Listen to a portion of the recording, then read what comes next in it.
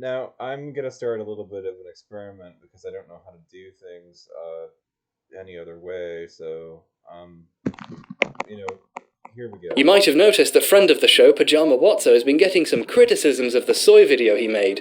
For example, that it's a lie peddled to an undiscerning audience based on bad science that he got from someone who went on to say that they think he's wrong. And that's exactly kind of the criticism that I would make of Paul Elam and his audience myself. See, the thing is that I personally, hi there, my name is Day. My name is Paul legally, but my closest friends call me Day. You don't know me yet, but I've been on YouTube not trying to really hack it as a content creator because I had other plans for my life and other ways to make money, and I adore the experience of having a small audience that I can very intimately connect with. My whole life has been somewhat concerned about large crowds. You see, I know crowd psychology can get sort of insane at times, and under the influence of the mob, a lot of us can be swayed to do things that we would not otherwise do. It's one of the reasons why riots are so dangerous. And why the framers of this country were so terrified of mob rule. Mind you, I feel they overreacted themselves to the danger of the mob and gave the system that enshrines tyranny of the extreme minority in its place, but let's just say that I don't disagree that there is a danger to mob mentality. But it's just that the crowd can make it. It's not just that the crowd can make us do stupid things. It's also that in large groups of people, you often get drowned out in favor of other voices. And while this is acceptable as a gamer, I don't need everyone's attention on me exclusively when we're just trying to get shit done as a team in a social context. It starts to become fraught, and that truly connecting becomes difficult the larger the crowd ultimately is. True intimacy is only really possible in small gatherings. I think we all know this to be the truth of things on some level. So I'm an Amazon seller, a poet, and Moonlight is a small channel here on YouTube. This is not a professional project, and I feel that my perspective is somehow important enough that it should still be heard. You see, because I individually am concerned about things like the influence of disinformation and particularly weaponized disinformation, and that things things like the way the Republican Party is selling a false image of an idealized past to get people to vote for nostalgia for a time that never really actually was or existed. Ambition wise, I have never really been looking for partnership. I just want to be heard. I have other dreams and ambitions and ways to make money, so that I just want the internet's attention for a very short period of time. You know. But Paul's a professional journalist, so of course, in responding to these criticisms, he took the intellectual high road of putting on a wig and screaming at a camera while making vague allusions to my video on the topic. Let me demonstrate this in an obnoxious 30-minute YouTube response video. Now, I have some sympathy for Paul Joseph Watson in that he's probably a little bit too busy with his life to, have to be able to devote that kind of time to consuming a video that debunks the shit that he's basically pushing. Okay, I get that. It's a little bit lengthy. Editor at large of Infowars.com there, clearly behaving like someone who definitely isn't mad that they got owned online. But see, the thing, like, HBomberguy also has a point, which is that you can't just debunk a video by raging about how long it is. And just wants to have a reasonable conversation about the facts. First things first, hey, thanks for the shout out, Paul. I love being acknowledged by my peers online. It makes me feel powerful, virile, even. I know how that felt when, just making a video attacking Paul Elam, who, by the way, I screwed up in my previous video on this topic by calling, when I was talking about Paul Joseph Watson. I have very strong memories of feminists launched their secret weapon and being the target there. Can't bottle that feeling, and I know because you've tried. Secondly, what's most fascinating about this comment is that it's the closest I think I've seen someone come to admitting that they've lost. If I'd made even a minor error that was easy to debunk or respond to in my 30-minute long video, Paul would have done that. Yeah, I mean, he would have. Wouldn't he?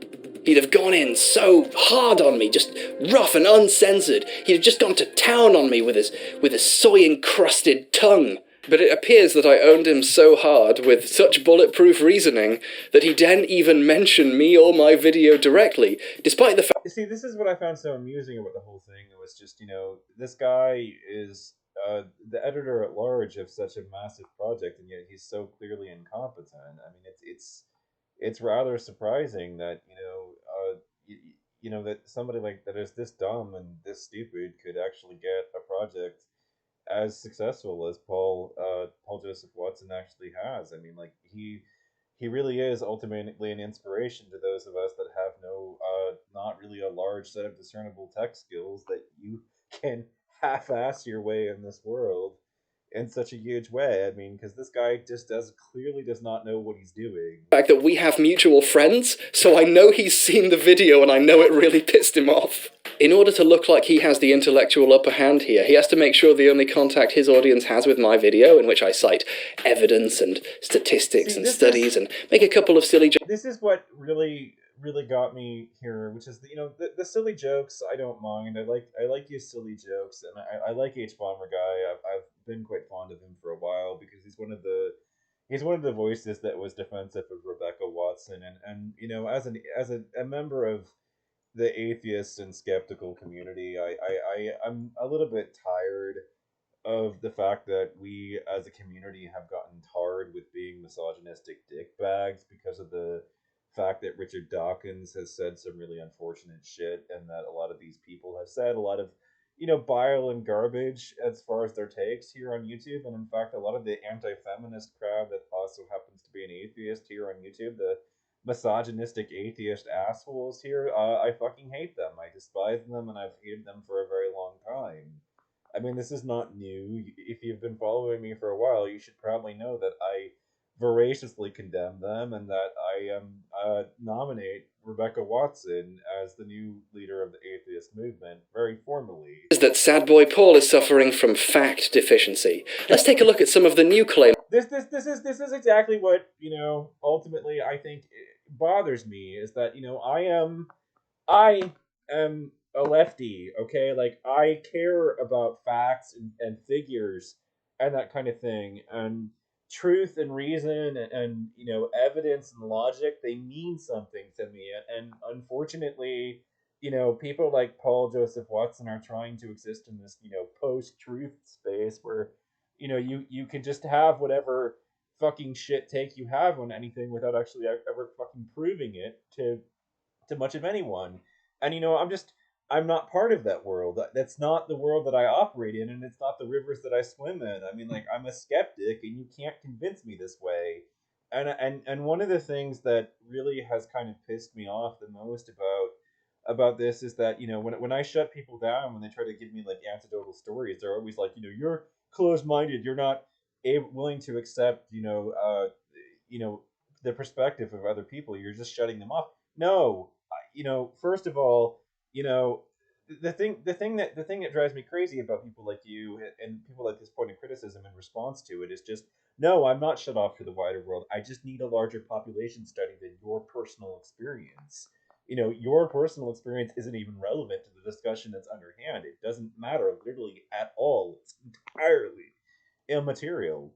You know, I mean, like, it might be relevant in the sense that if I was trying ultimately in if I was trying to listen to you as a person and wanted to actually sympathize with you and understand where you're coming from in a lot of ways. But when I'm expressing skepticism of an idea, I'm not looking to connect on that kind of level. I'm just not convinced by some kind of bullshit, and you can't convince me by hurling anecdotal stories in my direction. And I mean, this is what individually has bothered me for a very long time, is that I unfortunately have the experience individually of attracting a lot of attention from members of the opposite sex who, I I'm very fond of women, obviously, but I have had female supporters in my life that just don't seem to know how to care in the exact right way in a lot of ways, and they seem to think that they're going to get brownie points just for caring at all. And that's not how it's going to work ultimately, as far as a relationship between the two of us are concerned. I mean, it's not enough. And I mean, part of the reason why it's not enough is that I have all these women in my world who have lived their lives out there in the real world, who have done something in the real world, who have lived something or had some kind of negative experience, and they want to tell me that they feel that I'm going down a road that reminds them so much of their own past, and that if I don't course correct in the way that they want me to course correct, that I'm going to end up just like them. And this is what drives me crazy, is that this isn't their story, is an antidote that doesn't tell us anything about the general trend about what somebody who does exactly the same thing will ultimately end up doing. It's just a story, and it's a story that these women have hastily generalized into thinking that anybody who does the same thing will end up in the same road. And the thing about these women is that they are not, as they think, wise individuals who really know what's going on, but jaded people who think that their negative experiences predisposes and makes anybody that goes down a similar road ultimately doomed to experience the same sense of doom that they went through in a similar situation. And love women or not, and be quite fond of them, I just don't need this bullshit in my world. I don't need it. I'm not ultimately swayed by your anecdotal examples or your negative experiences. They are not convincing. They're literally just the story of one person, you know. And if I go down a road that reminds you of your own past, that where you were just where somebody was disappointed in you, or you were disappointed by what ultimately happened to you, whatever, it doesn't mean that I'm ultimately going to end up the same way that you did. That Paul made while trying to Your mileage may vary. defend the supplement he sells to keep the lights on, Brain Force Plus. Some people say I'm a hypocrite because Brain Force contains soy. Well, Brain Force also contains alpha GPC. Lots of it. Alpha GPC increases libido. How much? Well, just ask this 79-year-old Italian man. He went from a doddering pensioner to a rampaging sex chad virtually overnight. We had to put a bit of soy in Brain Force just to balance it out. This study, by the way, and the problem with it is very simple. If you're engaging in a debate with somebody that is claiming to cite evidence and statistics, one factor that you might look into to judge and to discern just how high of quality their critique of you ultimately is how large is the population size that the study is being conducted on. Now, the problem with this argument is that the sample size of the population that this is being conducted on is literally one man, and Paul Joseph Watson wants us to generalize this and to think that anybody who consumes his product, Rainforest Plus, and spends the money is going to turn into a rampaging sex chad because it happened in the case of one single individual. Now, and I can't. Nobody who understands what they're actually doing, or who went through, the the door that was put forward in Concordance's video, that I'm very much in solidarity with him about, could actually take that seriously. Like, this is not what you would consider to be actually high quality research, and this is exactly why I feel this Paul Joseph Watson character has an undiscerning audience that is incredibly stupid. That's huge if it turns out to be true. And also, yeah, I mean, we don't even know if it actually is true. Shame it isn't, though. Firstly, by overnight, Paul means And 6 weeks. yes, That's like 40 overnights. we look You into can even the case see it in the study and screenshot he shows whatever, you. it's Secondly, the just man was taking hard. alpha GPC in order to try and reduce the kinds of memory loss that come with old age. He could have been taking up to 1,200 milligrams a day. For reference, Paul's daily 2 capsules of Brain Force Plus will net him about 156 milligrams of alpha GPC a day. So if you want, And also, alpha GPC you could probably obtain from a much cheaper source than buying it from Paul Joseph Watson. you too can replicate the effects this man had by taking just 16 Brain Force Plus pills a day, which is 8 times the recommended dose, and also, for the record, literally half a bottle.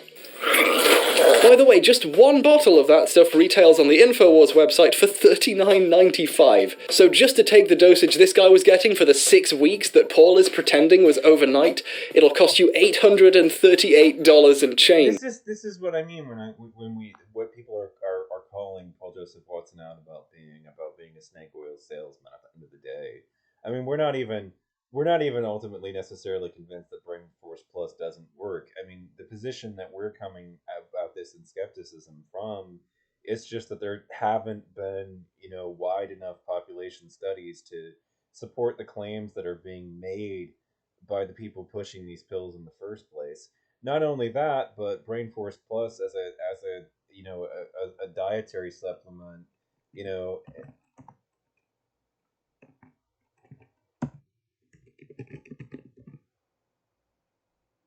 like you could get the alpha GPC in of itself at a cheaper price ultimately as an individual source. It's not really all that hard to find a much cheaper source. And in fact, if you're willing to actually invest the resources into actually packing your own pills, I mean, look at this. You can actually get a huge you know a supply of it, a pretty big a couple of, almost an ounce of it for a lot cheaper, you know than you would actually spend with Paul Joseph Watson. I mean, it's a lot. Sounds like a bargain to me. Yeah, to hell with those soy boys improving their lives with minor changes in their dietary decisions. Oh, God. Idiots. I'll be a real... Yeah, I know, and I mean, this is just absolutely crazy. I mean, you're gonna blow $838 on fucking Brain Force Plus. man, once I've taken all 16 of my daily pills. Yeah, get that down, you that... I mean, as far as alpha status, as far as being an alpha male, is an alpha male really going to blow his money on a bunch of bullshit like this and become completely fucking dependent on having his cash taken from him by a fucking huckster like this? I mean, like, it seems like a real alpha doesn't fucking need these kinds of pills. At the end of the day, he's not dependent on them for much of anything, and that you don't really need something external to you to really I'll make you into a real but, alpha. I'm not individually convinced that alphas are even real, but if we're gonna go there, if we're gonna talk about this absurd concept as if it's a real reality, I mean, let's go there, motherfucker. Let's talk about shit. I mean, this doesn't strike me as alpha. Does it strike you as alpha? The male. That'll be $20 a day, please. Incidentally, you can find alpha GPC supplements on Amazon that have 300 milligrams in them per pill, which is double what you get in 2 of Brain Force Plus, and they come in packs of 120 pills for $29.95. I'm beginning to think that InfoWars is some kind of scam in order to keep Alex Jones in Rolexes at the expense of his audience. Which is exactly what I'm so fucking concerned about. I mean, the thing about Alex Jones and his audience is that I would hate Alex Jones for his crazy shit, like the idea that they're turning the frogs gay, and the insanity that he's pushing, and the fact that he basically tried to promise civil war for if President Trump wasn't reelected, like he he did, and yet ultimately, I mean, what do we get instead? Let's not rag on Paul too much just yet, though. Alpha GPC probably is good for you, and even in the dosages in Brain Force Plus, or perhaps a less overpriced pill, it has been proven by studies to suggest an increase in mental alertness and memory. Which ultimately makes it a desirable supplement. But are you going to source it from Paul Joseph Watson, or are you going to get it from a place where you could get a cheaper supply of this stuff? I mean, obviously, I would like my memory to be improved. I mean, it's not really necessarily a bad thing, and I'm not necessarily against it. But of HBomberguy and everything, as far as these pills and all of them are concerned, I think that we need more research into them ultimately. I mean, that's the position of this particular channel as far as those particular supplements are concerned. We have not seen large enough population studies of them, and that they need to put them through a really rigorous scientific study. I mean, HBomberguy is a little bit, I think he is willing to be convinced by smaller studies than I personally ultimately am. I need to see a much larger population size study before I can really take these particular supplements seriously. Alpha GPC is also most commonly derived from soy. Which is hilarious. A hilarious irony. Probably should have looked that up on Google before you made the video, Paul. Then again, Google are a leftist cabal that's out to get you, so I can see why you wouldn't trust them. In this review of Brainforce Plus by a nootropics website, aka a place where people actually look at supplements in a little more detail than Paul has, the author actually is a little bit disappointed by the alpha GPC, citing citicoline as a better chemical for the same job. The review is, however, a huge fan of the phosphatidylserine in the pills, claiming, and I quote, "Phosphatidylserine is one of the greatest nootropics in the universe." But why didn't Paul mention the phosphatidylserine in the pills? I mean, if I was trying to justify shilling for overpriced pills, I'd probably mention the substance that people say is great, and not the bits that people were actually a bit disappointed by in reviews. But Paul couldn't do that, could he? Firstly, because phosphatidylserine is too hard for him to pronounce. Millimeter. But secondly, because phosphatidylserine is derived from soy. We love seeing it in Brainforce, although the 81mg dosage is unusual and a little weak. That's a little bit embarrassing, isn't it, Paul? Even the positive reviews of Brainforce wish you'd put more soy in it. Paul, friend, love, salt of the earth, just come clean. The soy isn't in there to balance out the good bits. The soy is the good bits, and it's commonly used to make the other good bits. And you're just making it worse and digging the hole deeper by trying to pass the whole thing off as a joke while getting very mad, the way you wouldn't be if it was a joke. Exactly. Well, I know admitting weakness is against your religion, conservatism, but it actually takes a tremendous amount of courage to admit that you can do better and perhaps could have done some more research. Maybe if you take enough of that alpha GPC you seem to love so much, you'll finally be... This is what's actually fucking hilarious about my time here on YouTube. I mean, like, I have fucked up in my past here on YouTube. I mean, there have been blind spots that I personally have not noticed. I mean, there have been, the development of people sussing out, a lot of Onisan potential clones and, behaviors and skepticism that I just didn't, I'm a little bit too self-involved personally to have actually, noticed. Be up to the task of admitting that you can do better than this. Or you can go back to screaming about me in a wig to sell underdosed, overpriced pills whose prime ingredients are made from soy. It's your choice, really. It's a free country. For now.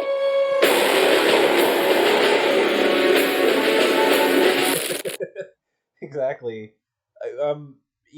Please press the like a joke, as far as us, the satirical joke about how we're perceived ultimately as want to be tyrants. The thing that ultimately drives me crazy is that I came to YouTube, and I think that one of the things that became such a very strong sentiment for me as a person is that I just didn't want to be taken in by a lot of the hucksters that were pushing disinformation. I mean, like I said, I know that a lot of people are being swayed by the disinformation that's coming, being bounced around back and forth, but I don't need to be one of them. And I don't think that you need to be either. I would like the people that that follow me and who I would like to help them out ultimately by, if they are swayed by the arguments of these particular pills, to tell them to get a generic source of it, find it cheaper. Don't be taken advantage of by pill hucksters like Paul Joseph Watson. Ultimately, they are just trying to push this shit on you so that they can keep Alex Jones and Rolexes. I mean, this is ultimately what it's all about. It's all about the fucking Benjamins for people like him, and I don't want to see the people that I care about taken advantage and who care about me taken advantage of. So I mean, as the content that we've gone over during this video and as the source of this particular project, I just wanted to say antidotes are bullshit. Don't be swayed by them. Don't be swayed, and if you don't know what an antidote is, it's a self-contained story. We use stories as evidence. We use our personal experience and stories from personal experience as evidence of a position, and it's not relevant. It's not relevant when somebody is expressing skepticism at all. Your personal experience does not matter. What you need if you want to actually dissuade skepticism is studies of large populations of people. I mean, I've been falsely accused of being completely shut off from personal experience from the outside world, and not willing to actually accept evidence from the outside world, and know, what has ultimately happened is just that I have raised my standards about what I am willing to accept from the outside world. So, no, you know, ultimately, no, I'm not completely shut off from outside experience. I'm shut off from your bullshit. I don't need to be subjected to this to be convinced ultimately of a position. I need to see studies. And if you can't provide that, then you don't have anything at all.